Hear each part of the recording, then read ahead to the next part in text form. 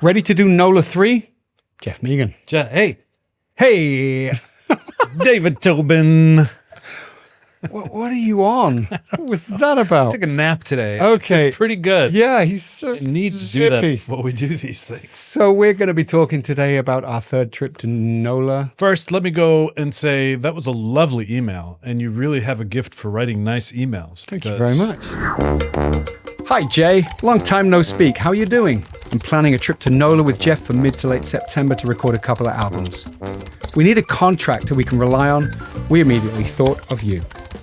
Is it something you can help with? We're going to be doing 14 or 15 charts split over a few days, depending on how things pan out. And there's going to be some albums of NOLA songs, some trad jazz, some slightly larger band feel, and at least one song with a more modern vibe. Oh, and we're also doing an album of instrumentals with a sort of brass band funk vibe. Anyway, I've got demos of everything. We're looking to record in late September, depending on diaries.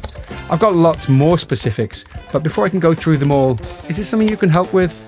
If so, I'll need some help putting together the budget, or at least an idea of cost, and I can budget. Is there a good time we can chat? Let me know when it suits, and I'll give you a call if you're able to help. Thanks in advance.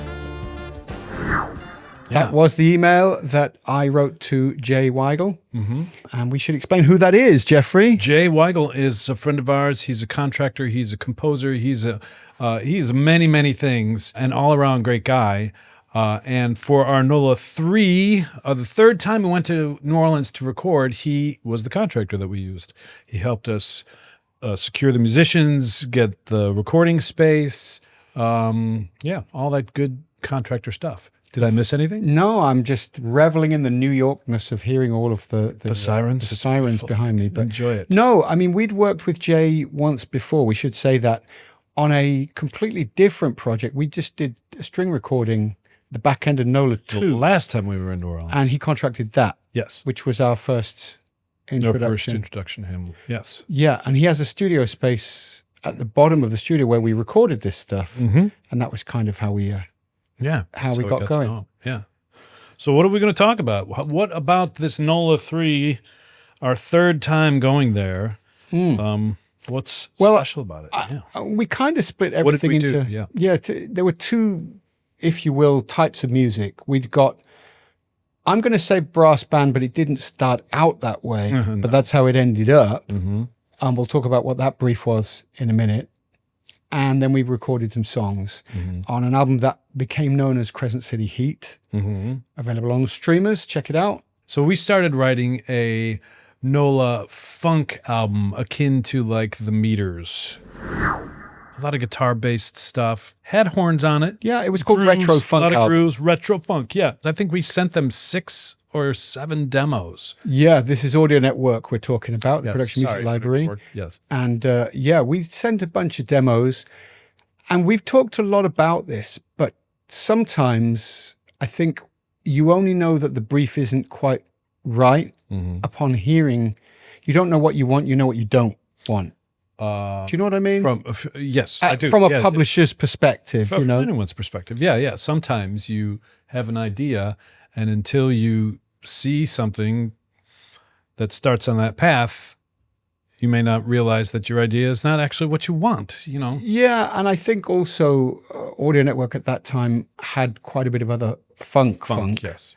And so they heard the demos and said, these are great, but we don't want another funk album. Well, it wasn't just that. I think the specifics, if I remember rightly, were that the grooves were good, but there was nothing you could hang your hat on from the brass, and they wanted to get their money's worth out of the NOLA-ness of... That's not a word, is it? But it is now. It is now. The NOLA-ness of the brass.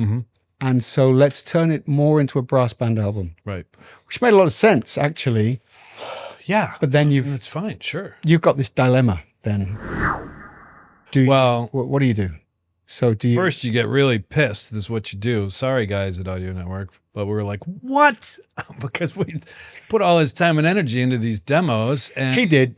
I was fine. I just, I need a job. I mean, generally that is true. I am a lot grumpier than David is. But that is true. So once we got our feet under us again.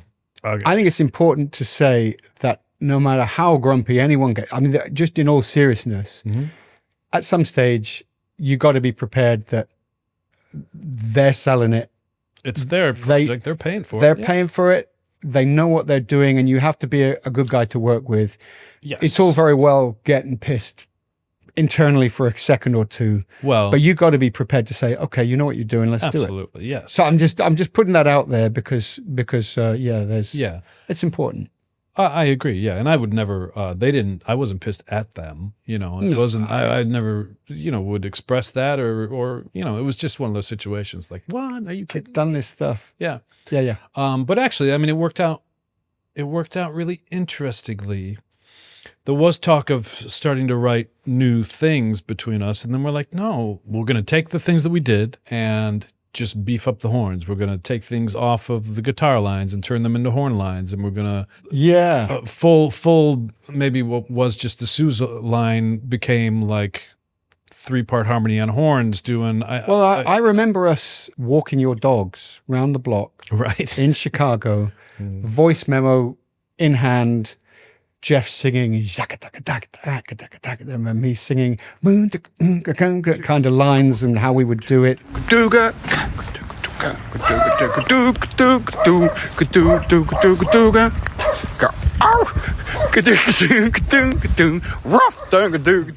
We're so used to collaborating remotely, we couldn't work on it together. We still had to sing separate bits into the phone. That's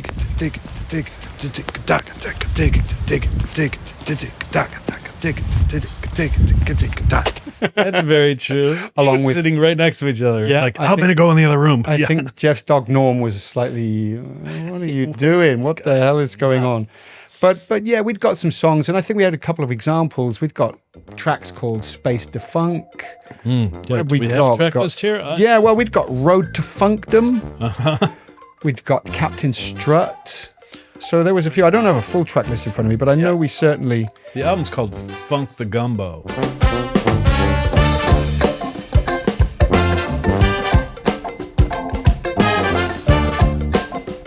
I remember doing endless listening to brass band music. I know I'd done it previously, but did it again, just listening to how things were put together for brass bands, even though it's stuff I may have listened to before many times. Yeah.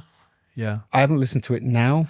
Well, and interestingly, while we're sitting here talking about it, knowing the album, I can't think of anything that's quite like it that you would hear it and you'd go, oh, that's kind of like this or that's kind of like that. I think, and maybe I'm completely wrong about that, but it feels, because of the way that it came about, pretty unique, I think. Yeah.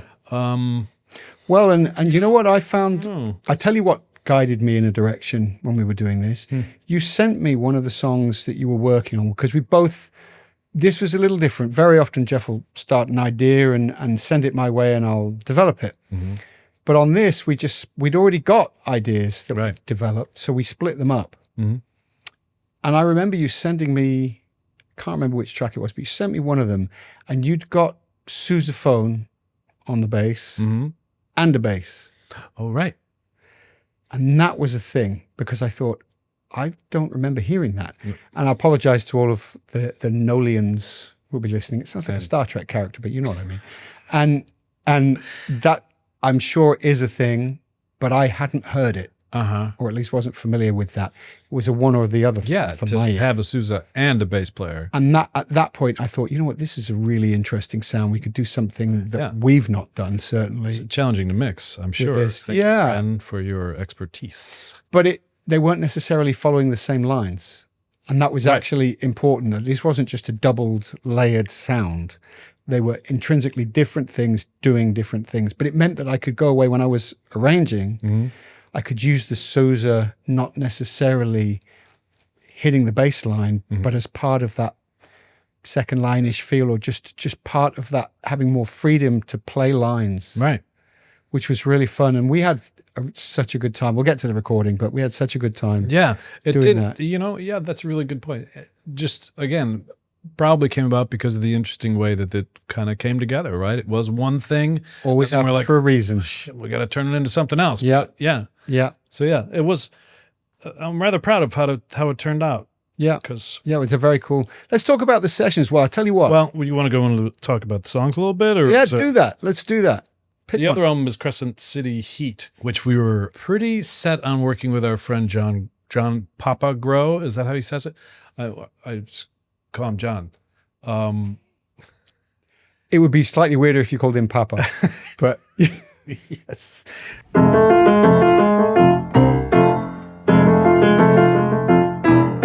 previously he came in and Yes. recorded on our second time in New Orleans, and he played. And he just played keys. organ for us. Yeah, that's true. And we got to know him and what he does, and he like was very popular, had a real following, is a great songwriter, played like every week at some place in New Orleans for years, I believe. And Yeah. and so we're like, this guy's amazing. So we knew going in that we were going to ask him to sing if he would be open to it. But I should say, I think one of the reasons why, certainly you had said this would be great with John. Not that I didn't, but one of the things that appealed to you from memory was that the brief. I'm trying to think, but it was they'd piano. said Mac Rebenak, who's Dr. John, and you'd said, yeah, but vocally, not in terms of the songs, but vocally, I'm thinking more Randy Newman Yeah. than Dr. John. And John really has that vibe. Yes, he does. And that was the thing about it was that Randy Newman-ish vibe. Yeah, and he's a brilliant piano player, and I mean he's Organist. he's just yeah. So so going into writing these songs, we knew we were going to have him or ask him to be involved in singing these and performing them, and he did. He agreed. He's on 4 of the tunes, I believe, right? Yeah. And And do you know what? At this stage, let me read something out that John said about being involved. The reason about this project. And I'm reading this out largely because I know that it's very important to John. So, hey, John, and I'm reading this out, and I hope you don't mind because I haven't asked your permission, and I've taken this directly off your Facebook page. But he wrote this, bearing in mind that this was 2023, 22. 23, yeah, when we were. So this is post Katrina and post Ida, the second hurricane. So that was before this as well. They were probably hit by a bunch, but yeah. Yeah. But, Yeah. So John said, when Hurricane Katrina blasted through Louisiana, the Gulf Coast, our levees failed. Our city got flooded. It got destroyed. So many people out there were asking, why do we need to put money back into New Orleans? It's just going to flood again. Why do we even need to have New Orleans? It was at that point in my life that my life changed. I no longer was a musician trying to make a living playing New Orleans music. I became a cultural ambassador, showing why New Orleans is important to the rest of the world. And from Europe to Japan and all across the States, my mission was and is to showcase how important New Orleans is, how important our food is, how important our culture is, how important the use of our music and our food is to celebrate lives. Hasn't changed in hundreds of years. There's a good reason for that. And it's because we do it really well, and he laughs. New Orleans is the city I love, and I'll always go to bat for her. Beautiful. And I think that shows in the way that he plays and sings, and you know. Yeah, I mean, certainly, just hearing him perform, seeing him perform, and then knowing those words came from him makes perfect sense because he is an excellent ambassador of the city and the music for sure. So let's talk a couple of the songs. Okay. Tell me, how did you come about winning the $10 bet when I said, I bet you $10 you can't write a song about a sandwich? And I had to pony up. I mean, hey, don't bet against me, baby. That's all I gotta say, So $10 this is is $10. Muffaletta Jones. Muffaletta Jones. And there is some debate as to how you say. I've always said muffaletta. And then, But they say he said muffaletta. Muffaletta. Yeah. So, yeah. A muffaletta Jones, a muffaletta Jones. When it comes calling, you know you got to go. Don't you try to fight it, it's time to hit the bricks and get yourself a muffaletta fix. But anyway, after that, I think we might have even joked when you said that to me in the call, like, "Hey, I got a Mufalata Jones. You know, I'm jonesing for Mufalata." Yeah. And that was all. It He's set like, me off to the races. Got it. Yeah. Yeah. And then I had to buy the Mufalata with the $10 that I did. It was good. So that was one of the songs. And actually, I love that song. Yeah. I mean, you can't go wrong with a song about food. But we've also got Yeah, You Right. Wake up in the morning, such a perfect day. Another big adventure to get underway. Yeah, you right about it. Yeah, you right about it. For a lot of these songs, whenever, because this is our third time going to New Orleans and writing songs in that, is it a genre or that oeuvre or, you know, songs that sound like they're from New Orleans. Yeah. They are from New Orleans. And I always kind of look at lists and websites and, you know, check out words that go with Mardi Gras and, you know, colloquial phrases and that type of thing. And so, Yeah, You Right is something that's said all the time there, right? Well, I was looking at John's feed the other day. He's got a thing out at the moment. I'm so sorry, John. I don't know the name of the album or the song, but I know he's got a new thing out. And the first thing on it said, a big Yeah, You Right to all the listeners. There you go. So it's a thing. Yeah. So that's how that song came about. It was just and it's about, I mean, it's about peace and love and, you know, all that kind of good stuff. And Well, yeah, you're right. I mean, that what leads on to one of the other songs. Because it's not peace and love, but music and love. Music and love. So talk about music. That was smooth. Come on, that was a little What a smooth. segue. Jesus. Oh, my God. So let's talk about music and love.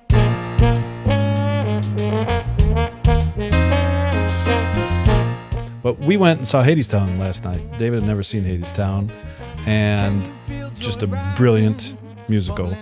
And the opening number, which I can't remember exactly what the title of the tune is called, but it starts out with this trombone. Isn't it Road to Hell? No, is that a Could be. different song? Yes, Once Upon a Time there was a railroad line. I think it is. And so just the way that I was in love with that musical and still am when we were writing this. And so had the idea of starting a tune with that trombone line that's Got a certainly trombone different, going, but wah, wah, wah. Well, that's ours, but that's our line rather than from the show. But it's just a solo trombone playing with a wah. And I loved that idea because it was new to me. I'd not heard anything like it. Yeah. It was that show was a great inspiration. And just we worked with Sean Carey again, who's the vocalist that we used on Here Comes the Parade from our second experience. If you haven't seen it, check and that Sean's out. brilliant, man. Just the coolest dude and the coolest vibe when he sings. And so having him sing a song about music and love, and again, Well, you know what was fun for me same is kind of that themes. just like we do often, you send stuff off to people, you never meet them, and you get stuff back and you work with it. And that wasn't going to be the case on this. So actually going into a room and hearing him do it rather than just getting a file because the first back. time he recorded those vocals for Here Comes the Parade, he did that. Yeah, he did it remote. So it was a completely different experience. I know we'll talk about the recording, but it did feel completely different because you're not just getting something back, which is always cool. Yeah. But it's a fait accompli, then it's done. Yeah, and you get the vibe of them singing. He's a force of nature, man. He's really that he is. a lot of energy. Yeah. And so yeah, that was fantastic. I really enjoyed working with him. Yeah. And I want to talk about another song. I want to talk about Beads and Bling. February morning, crews already walking. I could hear them dance and sing. So this was one of my funnest things because I love gospel music. Absolutely love gospel music. And we get to write effectively a gospel song. It becomes more gospel-y through it, but it's a gospel song. Absolutely, yeah. You Gospeled it up. It. You know, the second I heard that there was an opening to just add it in, I'm like, I'm going for it. I'm doing it. So part of that, I think, was listening to our great friend VJ. Oh, in Chicago, yeah. Yeah. And he'd played some riffs that I'd heard him play that were quite gospel-y. And I thought, I'm going to pack that little hand movement away. And then, you know, you get to it and go, what did he do again? Right. Yeah, well, we should expand on that. So David was in Chicago during the writing process for this. And because we knew that this particular album was going to be a lot of piano-based things, and we had ideas and Yeah, and I can play, but I can't play. You need like, a pianist Yeah. to sit down and kind of work out how they might do it. And VJ's got a, oh my, yeah. yeah, He's skills. Yes. So, but he'd come up with some stuff, but separate to what he'd done on the other things. I just heard him mucking about, playing some gospel stuff. And I was desperately like, what did he do? What did he do? What did he do? I'm trying to remember the, stuff. So that was really when we got to Beads and Bling, I was thinking back to how he had gospeled. Yes. And now I'm thinking of it, it's Vijay. I'm We're saying sorry, his name Vijay. wrong. Yeah. I got your name wrong. Sorry. Yeah. And yeah, so Beads and Bling. And tell us about our singers on Beads and Bling. Joylinda and Yolanda, Sisters. and also Forces of Nature with just the most Oh my God. crazy great voices. So how we came across them, I now remember. It's just come to me. Our drummer, Eric Bolivar, who was also the contractor, if you've been keeping up with this soap opera of a There's a New test later. Orleans- Yeah. It's going to be a test. had sent me something, or he'd put it on Facebook, something like that. I'd seen it through him. There was a group called the Storyville Stompers. And just the name alone, I was like, I'm in. This is something I want to listen to. So this is right up my, You're so cutting edge. I know I am, cutting edge. Storyville, I'm like, yes. Those stompers. So I listened to it and they were singing on it. And they were just fantastic. I mean, really fantastic. They're experienced studio singers. Yes. But their real forte is church singing. They're gospel singers. Yeah, actually, I want to go into that story because I have a story. Do you? So Well- tell me a story, Jeffrey. It's an embarrassing story, I'd Excellent. say. Keep going. So they came in and they had worked up, they'd rehearsed the tune, they worked out what they were going to do. And it was freaking amazing, right? Because it's pretty much what the tune is when you hear it, And they weren't in jeans and t-shirts. They'd come in their Sunday fun. They were going to Bible study after They were suited and booted. And so, but you get so ingrained in the demo, right? And listening to how things were done. And so when they started singing, it was so different that I wasn't pleased, but it took me a while to get my head around their interpretation of this song. And so I remember they did it and they did it a couple times. And then I was like, yeah, I'm not. And I was trying to steer them in some direction that was totally my direction and not their direction. And eventually it was just like, I let go of it because it was, it was silly and I felt like there was tension building and, And then, yes, of course, you listen to it now and you're like, what the hell was were I you thinking? These ladies came in and they had lines. They were going back and forth. They rehearsed all this stuff. I mean, it was amazing. And there's a line that they sing in that we never wrote. When they were riffing towards the end of the song, and maybe we'll be able to play a little bit of this song. I have no idea which one was singing what because their lines were intertwined. And one of them was singing and riffed on "It's a Mardi Gras Mambo." Mardi Gras Mambo. And I thought, what a brilliant line that is. That is a great line that I would never have come up with in a million years. Well, that's obviously a thing down. There you go. Yeah. And there's a nifty little bit of editing that took place on those improvs in the end there, which I'm very proud of, that no one will ever be able to see or know about. But because there was a lot of stuff, because we said, could we do a bunch of that stuff? And you just have to create. It's part of producing is a two-stage process in that. You're producing in the room and then you're producing producing on the afterwards. And that's an interesting part of the process, certainly with this. Yeah. We've missed a singer. We've missed a singer. Jamaric Campbell. So what tune was this? This was... The Poncha Train. Every night they make their way to the streets of New Orleans, to the club with the longest sign above, to hear the music play. There is a club called the Poncha Train that we went to, which is a very small sort of piano bar-y thing, not the one that we're talking about, the fictitious Poncha Train Club in our song. I thought it was about that Poncha Train. No. It's about a different Poncha Train. He never tells me anything. I mean, okay. So we listened to this YouTube clip of Jamaric Campbell singing and said, done. Ding. If he wants to do it, then we're in. This is great. He came in, did that, and it was such a hard gig because he You come in cold, right? You don't know anyone. You're walking into a studio with all these strange people. 3 guys just, there because we were there with Ali Johnson, who traveled to New Orleans with us. And Ali is the head of music for Audio Network. Mm-hmm. So you've got these guys in the studio and say, nice to meet you. Go. Yeah. You have the little chit chat, and then you go on the booth. But God, that is just a hard gig. And again, just knocked it out of the park. Absolutely. Amazing, dude. Absolutely. But I also, part of that is sending people the right stuff. You send people charts, you send them demos, you talk to them, you email them, so they get comfortable that you know what you're doing as well as you're comfortable that they know what they're doing. And I think there's a lot in that. I agree. Yeah. Checking the keys are right with them in advance, so you don't get there and it's not right. So there was a lot of backwards and forwards with all of the vocalists. Yeah. In fact, interestingly, just going back to John Grow, he was quite nervous. I know. Actually doing this, which I really loved that about him at the time, that somebody isn't just, I got this. Yeah. What are we doing here? Just wants to get it right, really wants to feel it. Yeah. Well, and there's something about recording your own project, but then when you're recording and singing on someone else's project, that's, there's pressure there. Yeah. And the band, I mean, we had a killer band. We had, I'm going to remember some of them and forget some for sure. We'd got Eric Bolivar.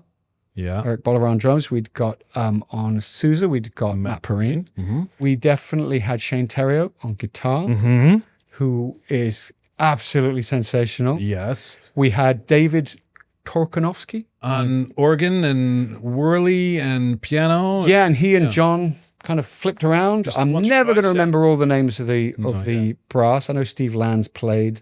I know Jason Mingledorf played. Mark Mullins played. Yeah, Mark Mullins, but I'm not going to remember everybody's names. Sorry. Yes, well, you're all very important. Maybe we'll put a list up with some names. Let's do that because we'll credit everybody. So you will have that list up there. Yeah. But it just helps so much when you hit go. I mean, you live with this stuff for a couple of years sometimes. Yeah. And you hit go and you think, is it going to be okay? Yeah. And you hear 4 bars and think, oh, thank God. God, these guys are so good. But I have to say, I yet again had a bug up my ass about intros for these, and we worked. You should go to the doctor for that. Doctor, there's a bug up my ass. It's like, no. But making sure, particularly on the songs for John, that the intros were that Randy Newman-esque 3 bars that tells you where you are and what you're doing. Yeah, he's the man. He's the player and the singer. So yeah, I mentioned him previously, but my 10-year-old Ted, he's a piano player, hi Ted, was playing the intro and still does to Yeah You Right over and over and over. And he's like, is this right, Ted? Does it work? He's playing it. It's like, I like that one. We tried a couple. Yeah, and he was like, yeah, I like that one. I played him a couple. And he's like, it's not right. Well, okay, he's got good taste. Yeah, you're right. That's not right. Yeah, you're right. That's not right. That one.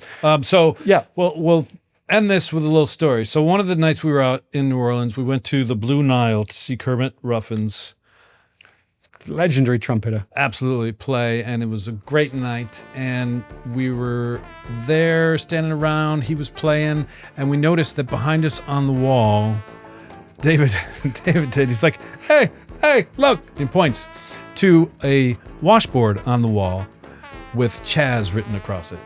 And at our first NOLA recording back in 2013, 12, Chaz Leary, Washboard Chaz. And this was one of his washboards on the wall. And what did Andrew ask him? What was the tell the story. So in 2013, Andrew Sunix was with us on the first thing, and we were taking some footage to promote this. And Andrew quite earnestly said to Chaz, so why does it say Chaz on your washboard? And he just said, marketing. Yeah. And boom.